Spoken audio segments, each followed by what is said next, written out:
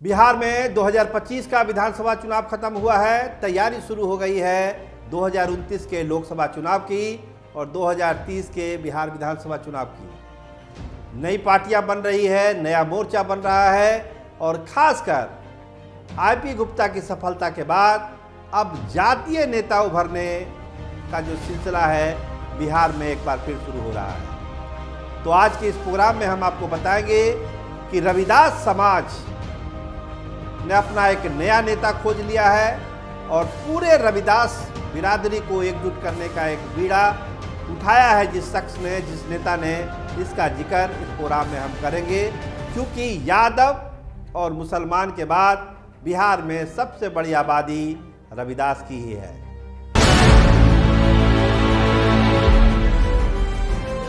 नमस्कार, आप देखना शुरू कर चुके हैं स्टार टीवी बिहार। मैं आपके साथ सरोज सिंह।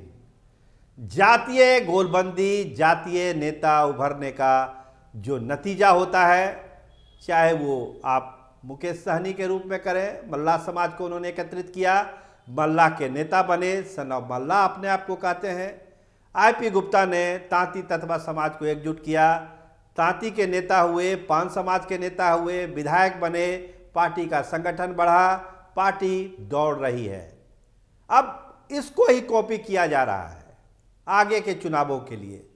रविदास समाज जिसका कोई एक छत नेता नहीं है बिहार में, आबादी रविदास समाज की 5.25 यानी कहिए तो मोटे तौर पर 70-75 लाख की आबादी। हालांकि रविदास समाज के लोगों से आप पूछेंगे, वो कहेंगे कि हमारी आबादी 1 करोड़ से ज़्यादा है बिहार में। तो इस पूरे 1 करोड़ वाले आबादी को एकजुट करने के लिए, उसको जागृत करने के लिए और उसका एक राजनीतिक मकसद तलाशने के लिए एक बीड़ा उठाया है अर्चना रविदास ने। आपको ध्यान होगा, लोकसभा चुनाव पिछला जमुई से आरजेडी की प्रत्याशी बनी थी, चुनाव हार गई, लेकिन जो उसके तेवर थे अर्चना रविदास के और लोगों ने जिस तरह से कनेक्ट किया और रविदास जी ने भी जो अपने आप को लोगों से कनेक्ट किया, इसका फायदा पूरे बिहार में राष्ट्रीय जनता दल को मिला था रविदास वोट के रूप में। चुनाव हार भले गई, लेकिन रविदासों के बीच उनकी जो ताकत है वो साफ साफ झलकी पूरे बिहार में। बिहार में विधानसभा चुनाव खत्म हुए हैं तो अब एक बार फिर से अर्चना रविदास एक नए मिशन पर निकल गई है। एक नया मंच बना है, नाम रखा गया है रविदास अधिकार मंच।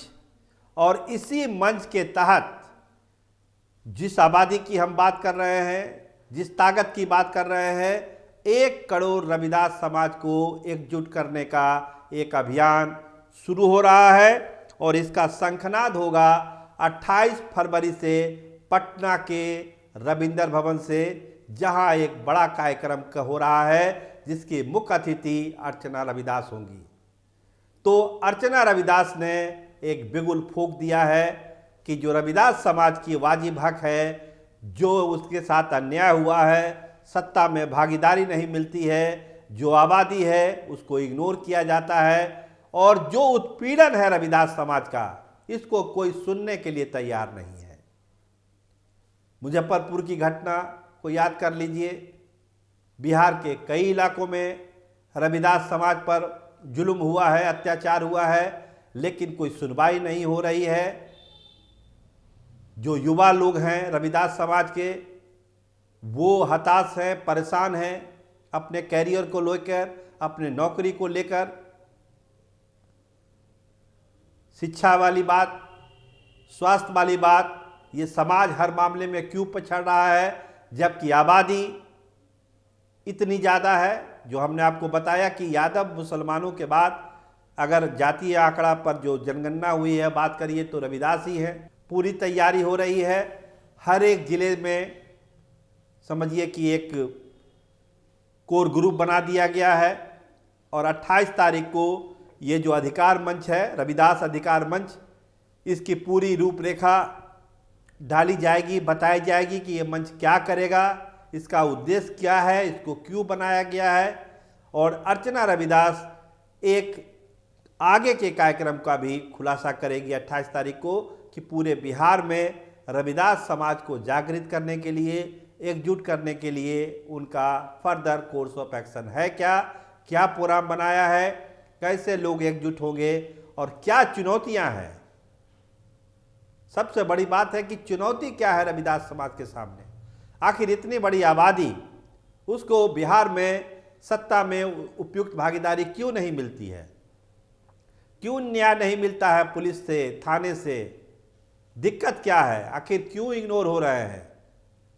तो नट सेल में एक ही बात सामने आती है कि समाज एकजुट नहीं है, रविदास समाज एकजुट नहीं है, जिसका फायदा दूसरे लोग उठाते हैं। और इसी कमजोरी को दूर करने के लिए रविदास अधिकार मंच का गठन हुआ है और 28 तारीख से अर्चना रविदास पूरे बिहार में घूमेगी, घूम घूम कर हर जिले में जाएगी, अपने समाज को एकत्रित करेगी, उनको अपना अधिकार बताएगी और जहां भी जुल्म होगा रविदास समाज को, वहां जाकर उसको न्याय दिलाने का भी काम अर्चना रविदास करेगी।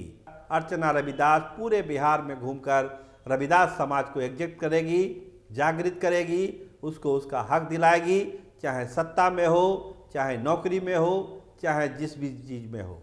अब रविदास समाज चुप होकर या शांत होकर नहीं बैठेगा।